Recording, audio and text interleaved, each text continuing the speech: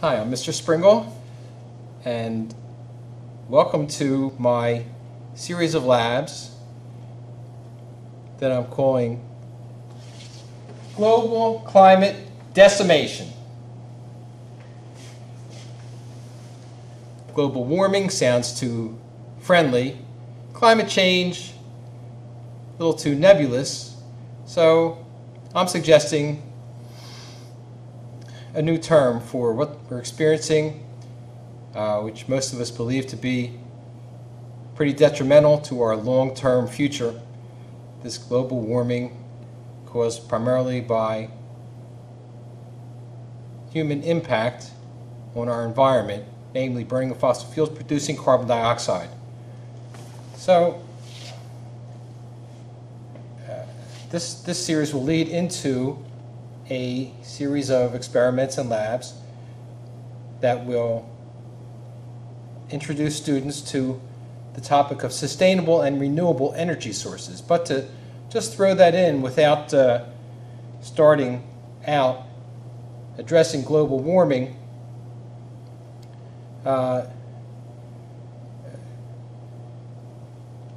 in doing so, we lose an opportunity to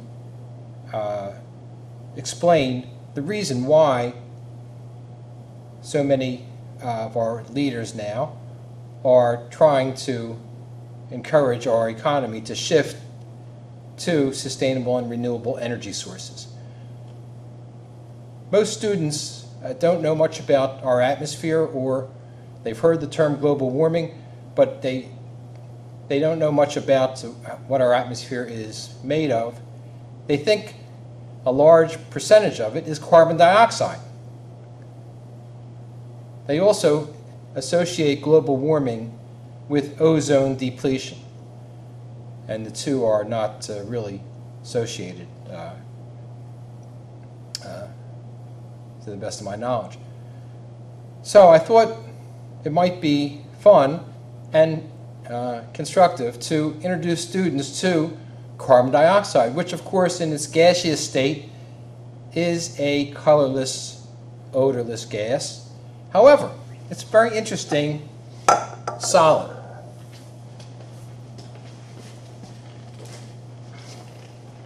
Solid carbon dioxide, also known as dry ice, is available at, I believe, most Jack and Jill's and also at my local Gennardi's. It costs about $1 or $2 per pound. And I got this yesterday. You can see there's some condensation on the top of this Coleman cooler. But this was from yesterday. Let's see how it's making out here. Well, fairly solid. We've lost some of it. I got 2 bags of it. Penguin brand.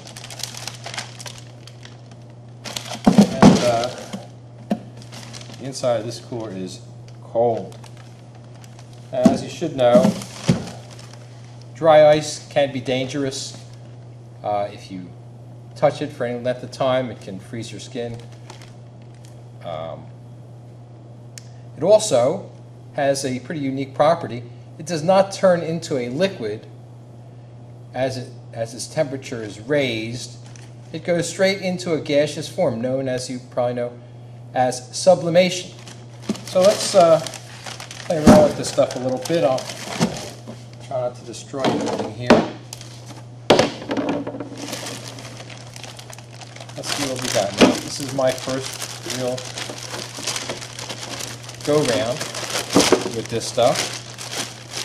So it might be similar to what you're doing. Checking this out for the first time. Let's get this stuff out of here.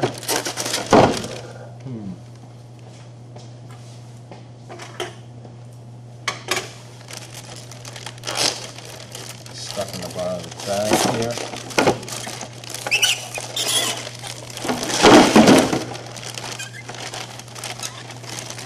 Push this down. That is cold.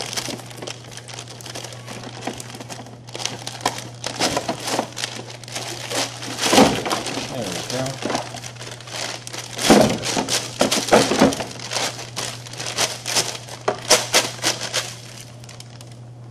This is carbon dioxide.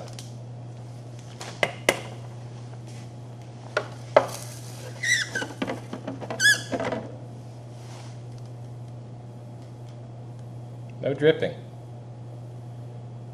Now the smoke's not going up, the gas I should say is going down. Why? Because of course it is heavier than the average chunk of air, shall we say.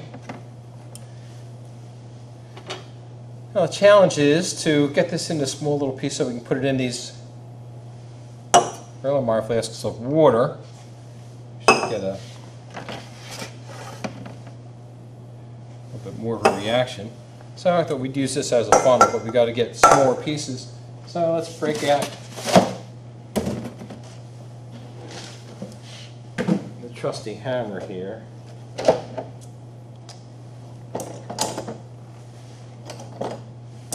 Either that or the rolling pin, maybe both. Let's clear the decks.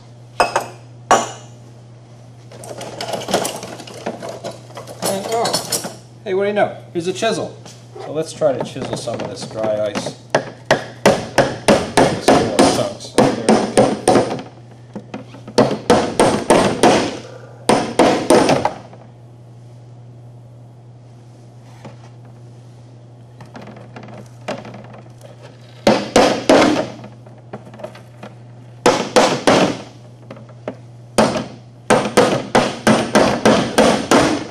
Pretty easy to chunk away like this.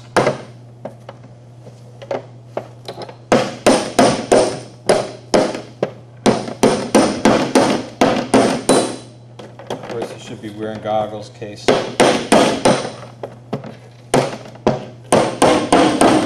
of this stuff flies up.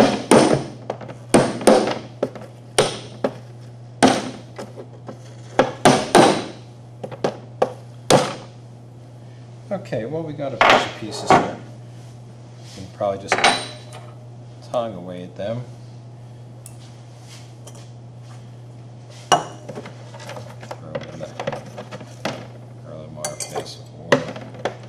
Oh, we get some nice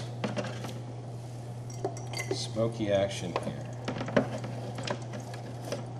There we go, look at that stuff boil away.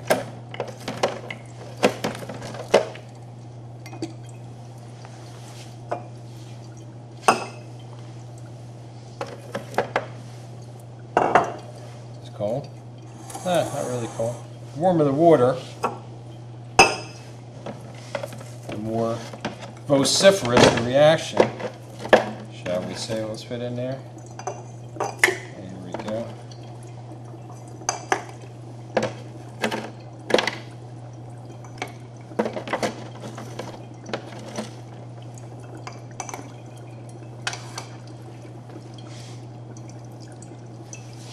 Okay, so that's bubbling up pretty good.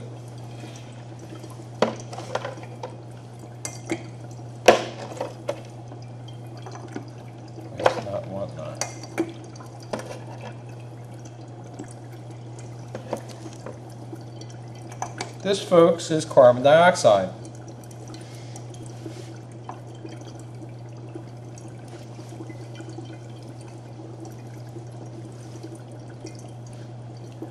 Now I'm told there's some kind of fun things you can do with it.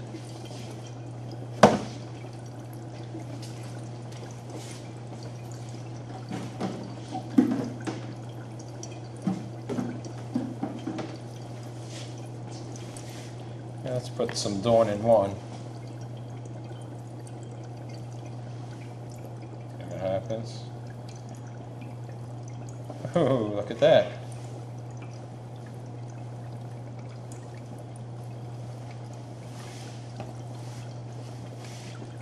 Yeah, let's try some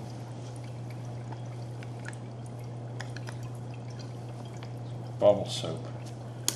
I don't know if that's different than Dawn, but we'll find out.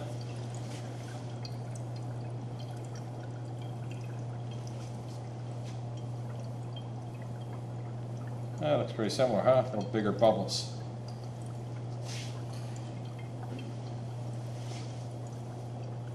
They're cold.